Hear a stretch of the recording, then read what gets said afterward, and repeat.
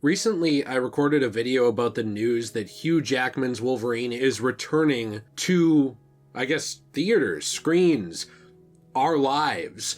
To actually see Hugh Jackman back in this role is a big deal to me, and I thought there was no better time than now to actually take a look back at the Fox X-Men movies and Hugh's role in them and what actually made his version of this character so impactful and so special, at least to me, and to a lot of different audience members and friends that I've talked to. He almost wasn't Wolverine. It kind of took a very perfect storm to actually have him play this titular character. And even to this day, there's a small subset of people who always talk about how he doesn't fit because of his height or how he doesn't fit because of this or that. But one thing that I think is very interesting is that despite any comic inaccuracies or creative liberties taken with the character, he still embodies the best parts of what made Wolverine Wolverine. A ferociousness, but a loyalty, a good moral compass buried beneath a lot of hurt and a lot of pain.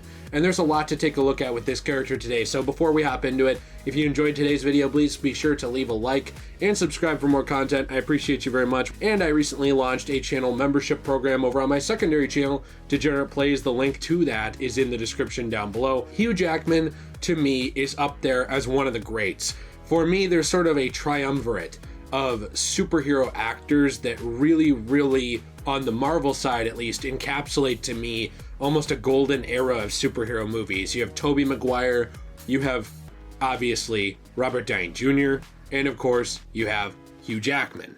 These three to me really kind of encapsulate this era of Marvel that I grew up with that actually really helped me get into comic books. And that's not something uncommon, especially with people my age. I'm now approaching 30, I'm 27. So I'm getting up there. In internet terms, I'm ancient. But even with younger viewers, I think something with Hugh Jackman really clicked with a lot of them. And it's crazy to see how close we were to never seeing Hugh on the big screen in the role of Logan, in the role of James Howlett Wolverine, because he actually was never really going to be that X-Man. Interestingly enough, the first X-Men movie script was actually written in 1984, but it never materialized. It's interesting because it did a lot of stuff that would have been different, and I will leave some of the sources for this stuff in the links down below because I do find some of these interesting. But for example, there would have been a pre-wheelchair Professor X, similar to what we saw in First Class. It would have had Kitty Pryde, Cyclops, Wolverine, Nightcrawler, Storm, and Colossus, and they would have been fighting an organization named Proteus. What's interesting about it, though, is that it was actually thrown out due to financial difficulties, and if we really think back to that era, this might not have been really the time for X-Men. You look and you wait and see when it actually materialized, which is the early 2000s, and there are still things that, maybe didn't age the best when it comes to effects. But Hugh almost didn't play the role at all because he was actually never going to. It's interesting because Dougray Scott was actually originally cast as Wolverine for the original X-Men, but he actually had to pull out when filming Mission Impossible 2.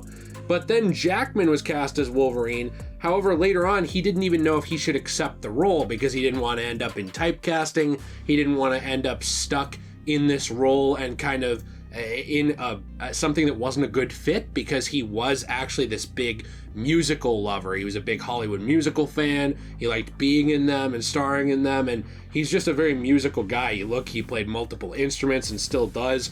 And it's interesting because he actually almost never accepted the role. It was only after a long discussion with his wife that Hugh Jackman actually decided to play the role, because both of them went back and forth on whether or not he should accept this role. And even though he did end up accepting the role, he was almost fired from the job due to a lack of confidence and issues on set with things not working out at first. So despite that, Hugh Jackman himself, he's gone on to earn one of the nicest guys in Hollywood monikers. There's a few people up there that have that. Ryan Reynolds is another one, which I think is why it's a treat to see those two actually working together on the upcoming Deadpool 3. But regardless, Hugh himself is a big part of what makes his Wolverine special. His performance, his delivery, his devotion to his craft and acting. But it doesn't just stop with Hugh. When we actually start digging into the character himself, he brought something onto the scene with Hollywood comic book movies that was very, very different. And one of those things was that it was actually a competent movie. Despite any criticisms people have of the first X-Men, in general, it's well written enough that it is a intelligent movie that works for what it is and adapts the source material to that modern day audience. Now, are there some things that it did that are a little ridiculous in that X-Men franchise, including lines like, "What do you expect, yellow spandex," when referring to their flight suits? Sure, there are some things that kind of made it into the movie that it probably would have been nicer as a comic book fan not to see, but somehow they managed to maintain the creativity and the imagination and the interesting parts of the mutant side of the Marvel Universe without the rest of the Marvel Universe to pull from.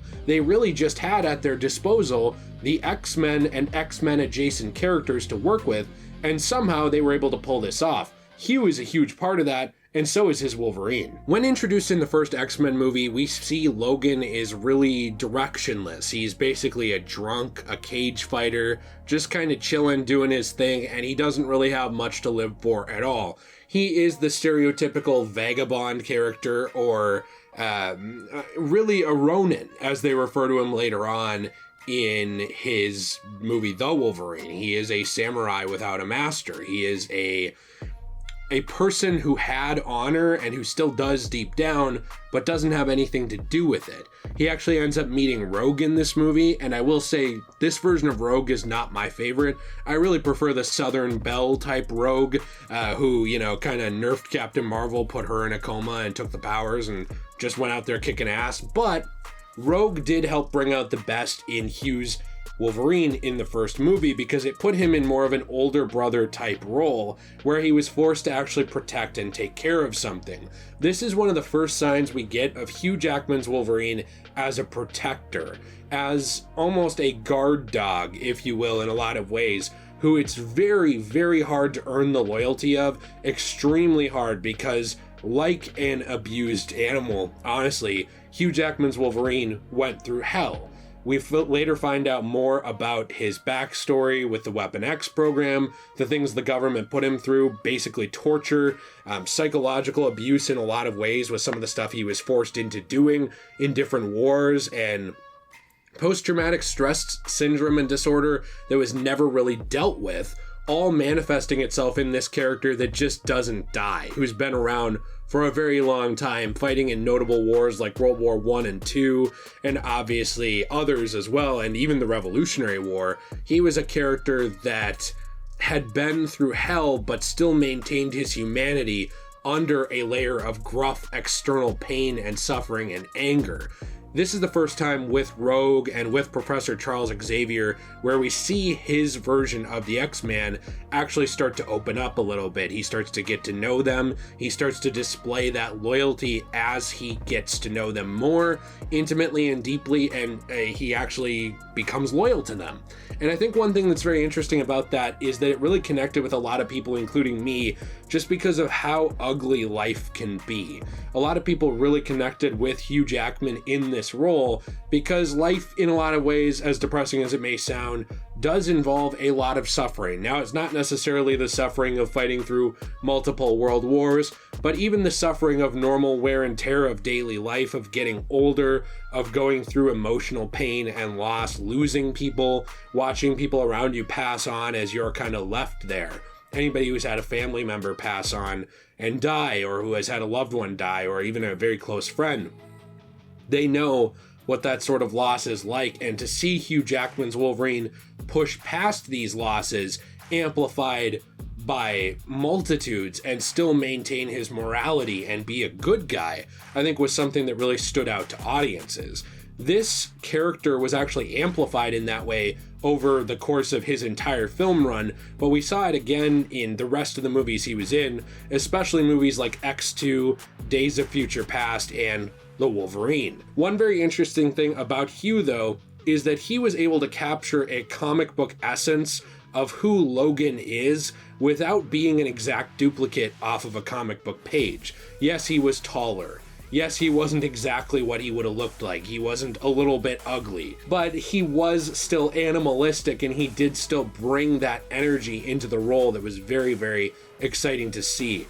X2 saw Wolverine put into more of a mentorship role over more of the X-Men, as he had to defend the mansion from William Stryker and others and essentially lead these kids out of harm's way the best he could. He was really the last bastion of defense for the mansion that was left, that was able to really do something and help the X-Men survive this whole ordeal. And this is also where we started to see him become a leader. He wasn't just a protector, he wasn't just a guard dog, he also was a leader. When he wanted to be, he was capable of leading. He had that deep down inside of him, which I think connected with a lot of people. I will argue especially young men, I believe, connected with this aspect of the Hugh Jackman Wolverine, because young men are always told things when growing up about being a leader in your community or in your friend group or in your family or in whatever, and being able to step outside of the box and put yourself at risk, whether that be physically or emotionally,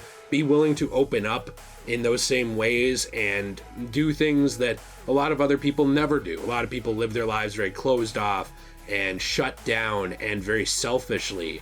But to be told growing up that that's one of those moral things to do is to be willing to put your pain aside and still help others. That's a character trait that the Hugh Jackman Wolverine really encapsulated over the course of his film run. One of the most impactful elements of X2 was actually the overall development of Hugh Jackman's Wolverine throughout the course of the movie and even in between movies, as this film forced him to basically choose between his obsession with his past and finding out what happened to him, what led him to the events of the first X-Men movie, and why was he amnesiac? Why did he have amnesia? Why couldn't he remember what he had been through?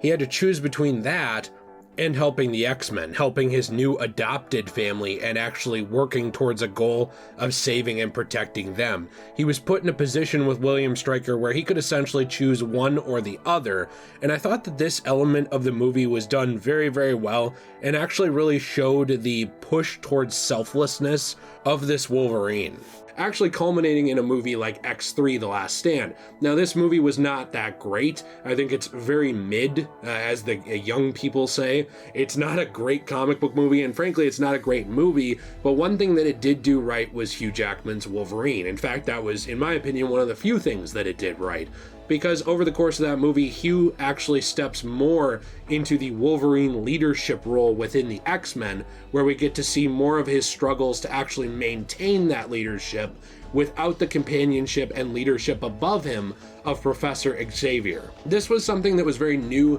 and unique and interesting to a lot of viewers, because Professor X was the X-Men, right? He was what people came to expect, and his untimely death in this movie was kind of bizarre and honestly not done very well, but it did work as a stepping stone or as a opening for Wolverine to step into a larger role in the universe. Now, there are criticisms of the X-Men movies as a whole being billed almost more as Wolverine and his buddies than the X-Men, but I do think that that tight writing around Wolverine is what led him to be one of the most beloved comic book adaptation characters on screen of all time, and really led to Hugh Jackman's success in Hollywood. I'm sure he could have done it somewhere else as well. The man is massively talented, but being able to step into these different lights as the Wolverine and open up more really showed us more of his range and who he was and who the character could be. X3 also had a really interesting element that I think connected with a lot of people everywhere, regardless of their age or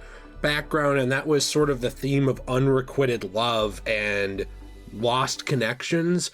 Because yes, this Wolverine was finding his place with the X-Men, and yes, he was moving into more of a leadership role, but the events of X2 involving, obviously, Jean Grey did leave him very, very scarred and in a very compromised position. Now, not in nearly the state that someone like Scott Summers was in, although his character was handled horribly due to scheduling conflicts, and they borderline wrote him out of the movie very uncharacteristically.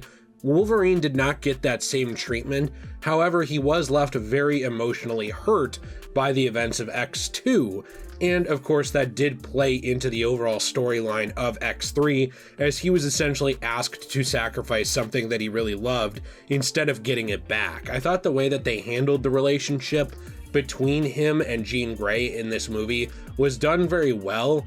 It is one of the things in this movie that I think actually is a very powerful and connective tissue that helps work the Fox X-Men Wolverine really well into the universe and develop him even more, and connect with audiences who have, of course, gone through their own circumstances personally of missed connections or lost love or what could have been. It put Wolverine in that same position, but in a more dramatic light, and it really was a sad thing to see, but also powerful in connection with who this character was becoming and what he had gone through up until this point. That connected with people very, very well. Again, humanizing this character that it would have been very easy to dehumanize considering his extended lifespan and all the events he had been through up until now. Moving past X3, they tried their hand at a Wolverine standalone movie, but without a lot of heart behind it. By toning down the violence, by toning down the CGI and moving away from practical effects and trying to do things that the technology just wasn't there for, X-Men Origins Wolverine ended up frustrating audiences because it was really a lot like X3 in the sense of its quality. X-Men 1 and 2 had proven that they knew how to make something with these characters and do a good job, but for some reason, X3 just sort of fell short, trying to combine things like the Mutant Cure with the Dark Phoenix saga with other stuff. Even though Wolverine was a bright spot, it couldn't carry the entire film. X-Men Origins Wolverine was very similar, where you had Hugh in this role as a bright spot, but you had a lot of mishandling around him. One of the biggest offenders was the way that they handled Deadpool. Thank God Ryan Reynolds would get a redo and another shot at this role later on to actually get it right, because this poor guy, he loved Deadpool. Like, he is a major Deadpool fan, and he got done so dirty with the sewing his mouth shut, making him into this weird mutant powerhouse thing where he absorbed everybody's powers. It was just bizarre. You had mistakes like that. You had mistakes like the retcon of making Victor, so Sabretooth, the adopted brother of Wolverine, but then that not making sense with X1. But even though it didn't make sense, it was a cool story that could have worked in this movie. But so many things had to be ramrodded into it, and it felt like such a busy movie and a production instead of what Wolverine deserved, which was sort of a dark, gritty origin. Viewers have even pointed out that the intro compilation of Wolverine fighting through all these different wars, including both of the world wars, and all kinds of stuff, that could have been a way more interesting movie than what we actually got, which was just Wolverine pretty much in the present day, not really doing very much, and then conveniently getting shot in the head with an adamantium bullet to make him forget everything. Yes, Hugh was very charismatic still in the role, and he did carry the movie, but he could only carry so much. You can't expect the man to carry the whole world on his back. One bright spot that people often neglect to mention is that X-Men Origins Wolverine did create a very good piece of superhero media, although it wasn't actually a movie. It was a video game, which went by the same title. Now, this was originally, to my understanding, not going to be tied to the movie. It was later changed to be tied to X-Men Origins Wolverine, but despite that, it's probably a better version of the story that X-Men Origins Wolverine the movie was trying to be. It's a very fun hack and slash game that you play through. It has leveling up and RPG elements to it that are very interesting. Cool locales to explore, collectibles, some alternate Wolverine suits. I'm sure that the Insomniac Wolverine game will end up probably outdoing this game. I don't see why it wouldn't, but this game is considered a very good superhero video game, and it's actually a game that I've been playing off and on through this video as well for footage. And one thing I love about it is it does go ahead and use the Hugh Jackman Wolverine likeness. It does tie in very, very well. It is sort of its own continuity because it changes a lot of things, but it was very fun and interesting. And in an age where there were a lot of superhero games and many of them were pretty throwaway, there was a lot to love about the X-Men Origins Wolverine game. I think it's often overlooked because of being tied to this movie, and this movie being considered average at best and bad at worst. It's like not so offensive that it's terrible, but not good enough to really be remembered as good for the movie. But it's frustrating because this game was really, really fantastic and showed what Wolverine was capable of, but he got kind of ignored in gaming for a lot of years because of it. Luckily, that's being undone now, and Hugh is getting his second shot at the role yet again. Well, at this point, it's like his fifth shot, but I do think that if it weren't for Hugh in this title role, with that love that he had built up in the past with audiences of X1 and X2 particularly, and also somewhat in X3, we wouldn't have seen anything really more of this character past X-Men Origins Wolverine. The love for Hugh Jackman and his role in this universe, it somehow persisted through the clunker and mediocrity that was X-Men Origins Wolverine, which on its best day is a fun movie with a lot of problems, and on its worst day is kind of bad. He carried it, though, with those key cornerstones of the character that had been established beforehand, and one very big positive was that it did help establish a lot of his suffering and the pain that he had gone through, even if the writing wasn't nearly as good as it should have been. This saw a departure from Hugh Jackman for a little while with First Class, where they kind of went a different direction to try and establish a prequel to the X-Men universe in general that got into things like Professor X and Magneto's meeting, and this movie was much better and more tightly written, and I will say one of the most memorable scenes from it, despite the delivery of McAvoy and Fassbender and others, and Jennifer Lawrence, in their key roles.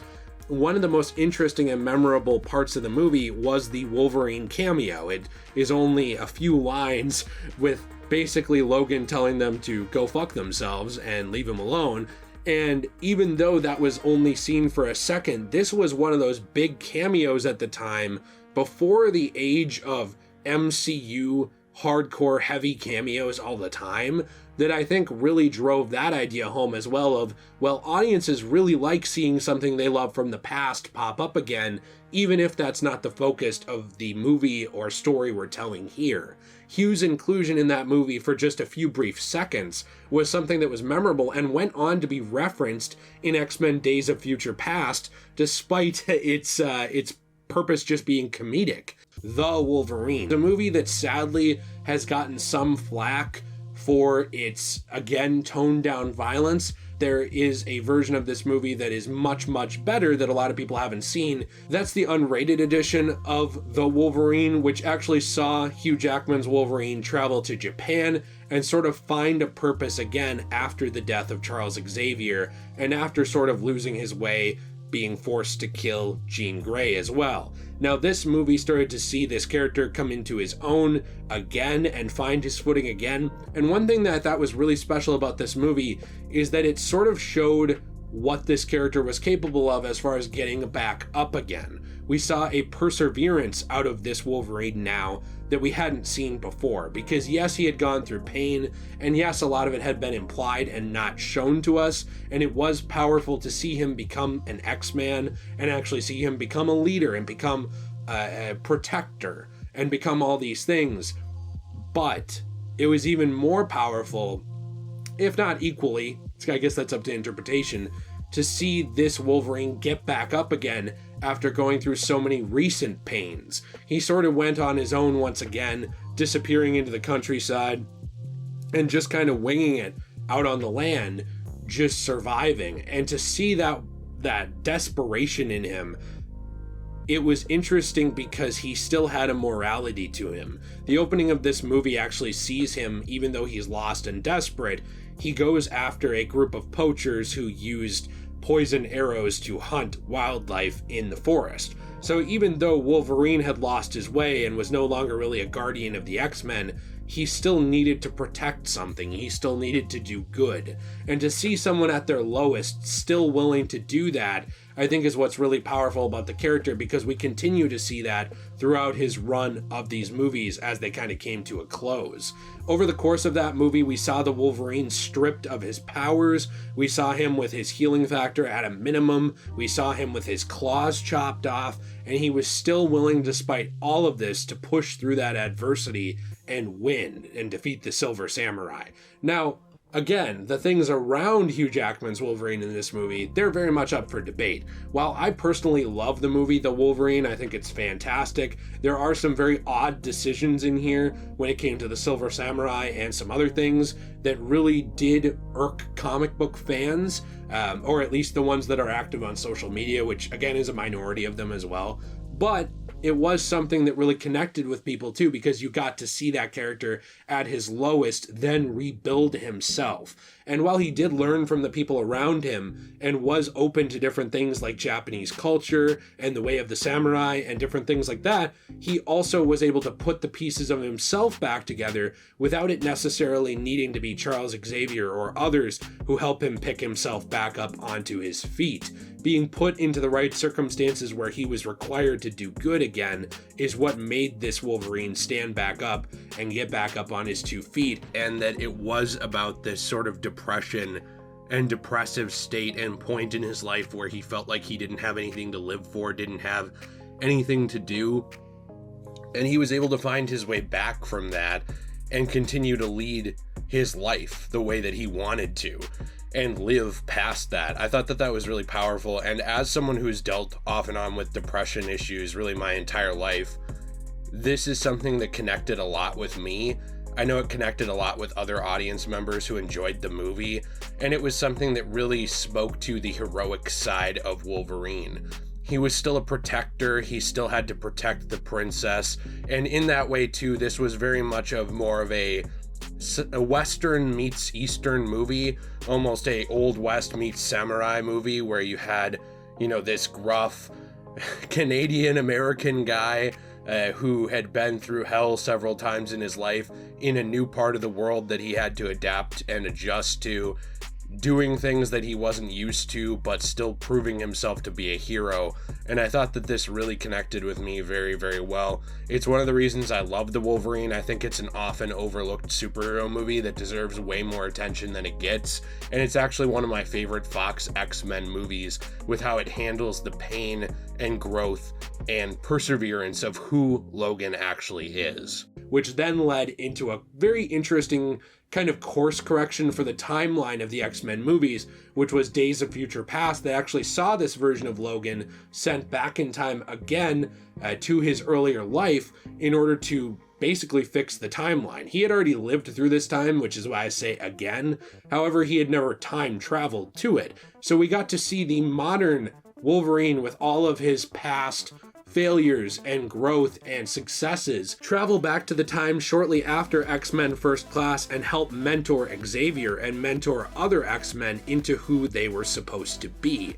He also changed the way that a lot of things went, introducing Evan Peters' Quicksilver to the timeline, and though they imply that Quicksilver was a character in the original X-Men timeline, we never really got to see him.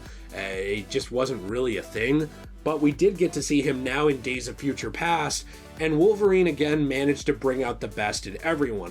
But I think the interesting thing about his inclusion in that movie was that he was able to lead others to saving the day and be integral to it himself. There definitely were fights that Logan participated in the movie, but really in terms of action, he took a little bit of a backseat compared to the other characters.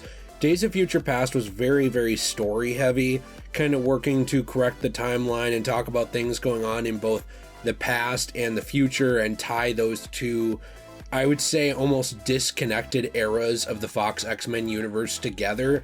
And something that I loved with this is how well they make Hugh Jackman's Wolverine almost step into the role of Professor Xavier. You have this kind of gruff guy who's forced into a position where he has to be a mentor to other people that he's either looked up to or gone up against in the case of Magneto.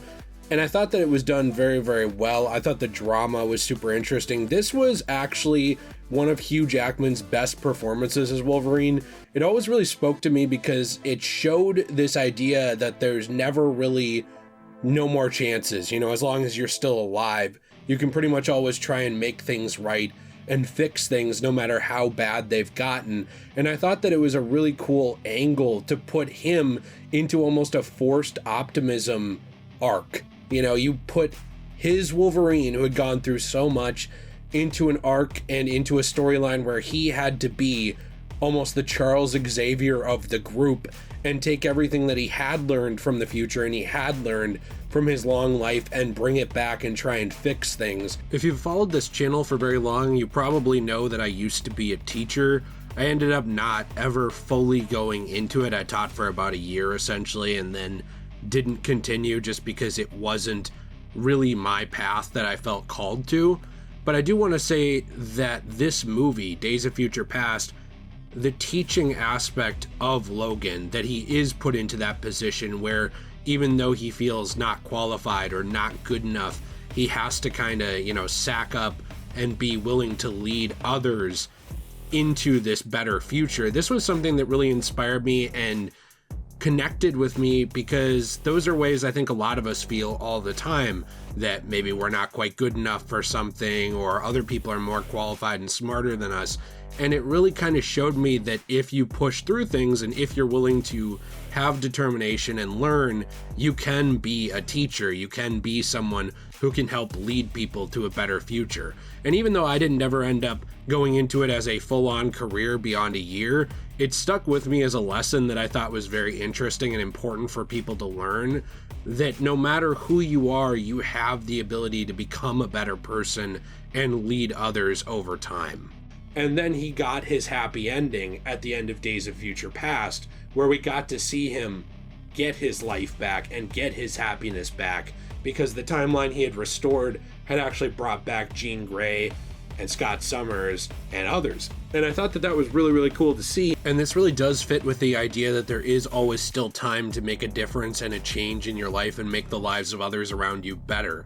This is really the ultimate culmination of Wolverine as a hero who's able to go back and change things and make not just the people around him, not just their life better, but the entire world better. It's almost the ultimate redemption of who Logan was when we first met him in X1 compared to who he is now at the end of Days of Future Past.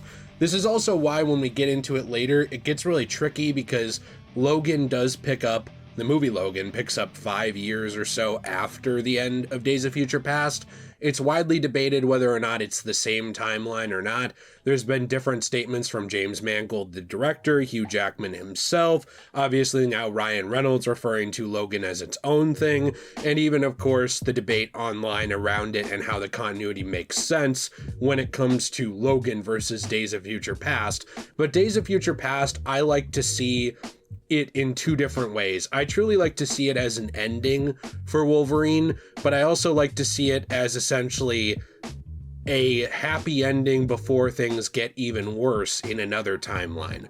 I always split it in my head where to me there is a complete timeline with every single movie, and to me there's also a timeline that ends with this movie. But again, very debated online, very much up to your own personal preference and I guess your ideology surrounding the movie.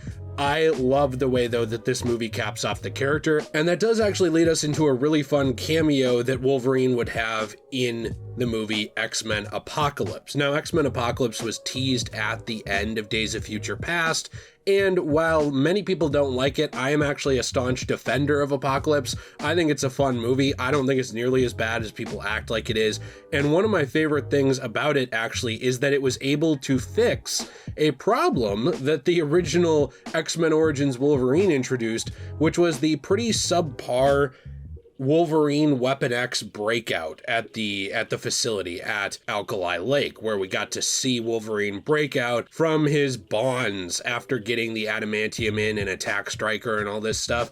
They actually fixed this up in this movie. They did a much better, more foreboding and really interesting, fun escape with Logan, which I thought was done really, really well, that tied into the overall X-Men storyline going on in the movie.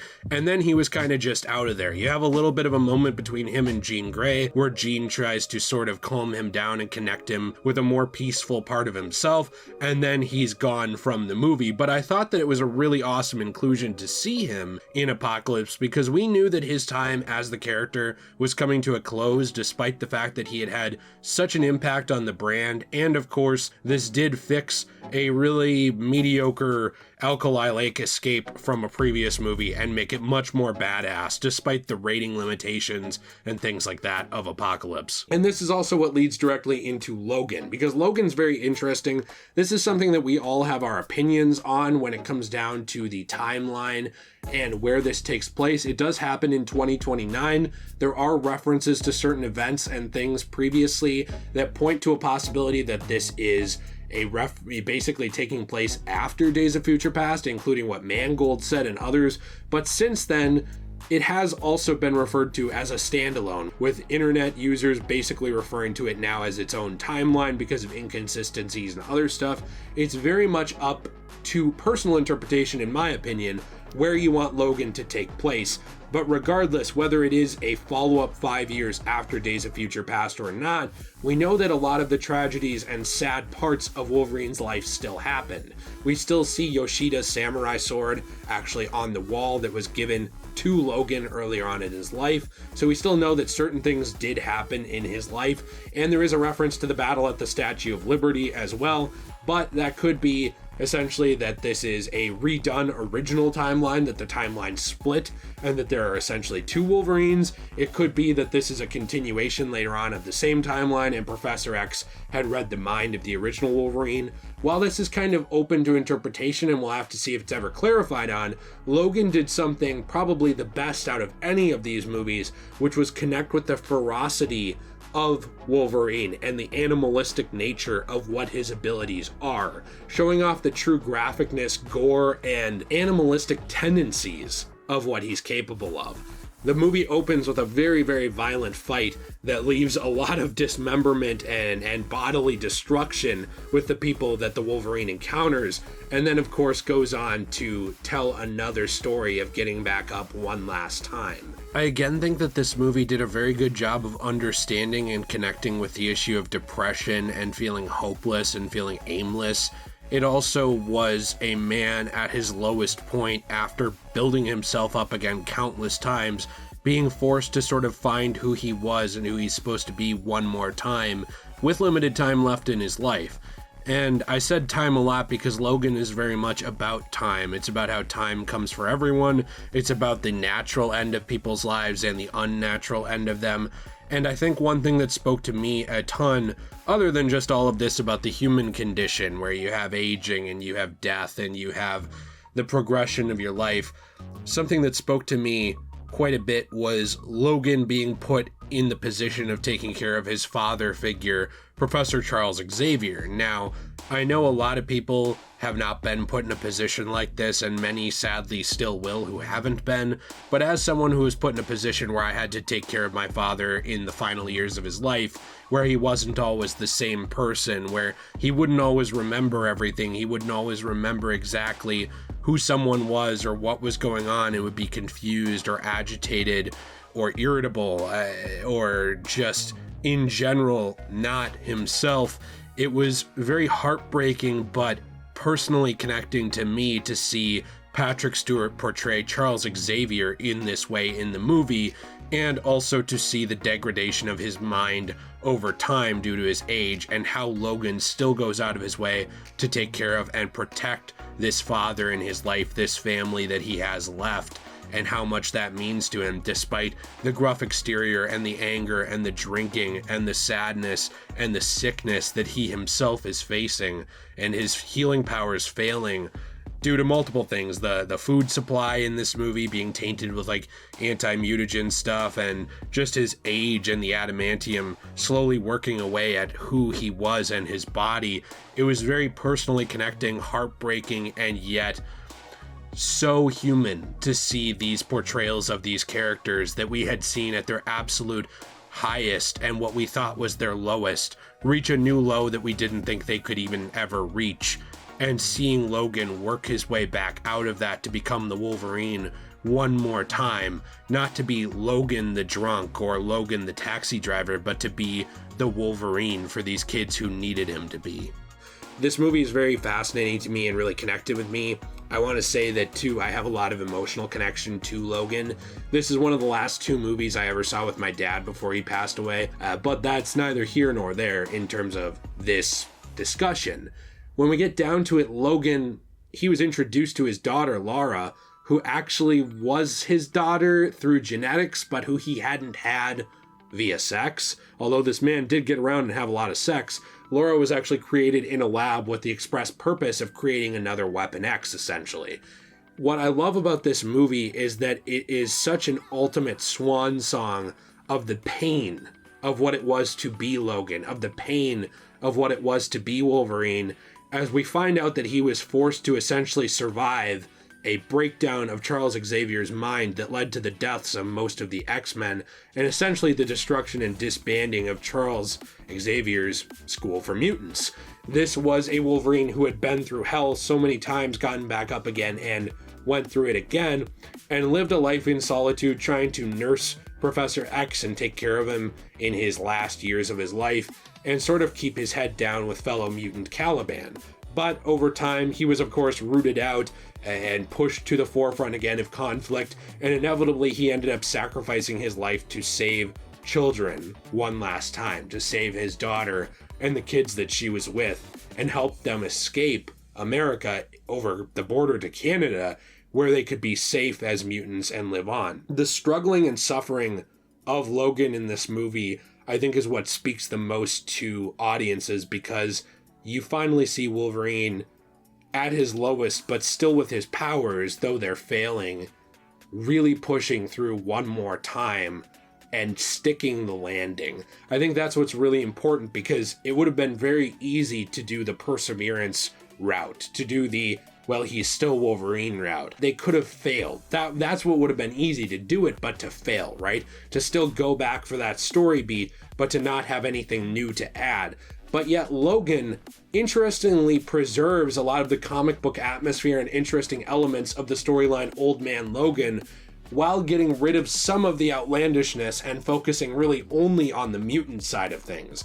Now, I know there are people who prefer Old Man Logan, and I know that there are a lot of differences, including inbred Hulks and inbred country Hulks. It's an interesting way that they went about it in the comic book storyline, and Hawkeye's inclusion and things like that. But it was so fascinating to see the core aspects of that storyline preserved in who Logan was, and to finally see him pass on with dignity. Of course, there was the Hugh Jackman cameo in Deadpool 1 earlier on, which I didn't really mention because that was just Hugh Jackman himself, not even in the movie. Just Ryan Reynolds Deadpool wearing a Hugh Jackman mask as a gag.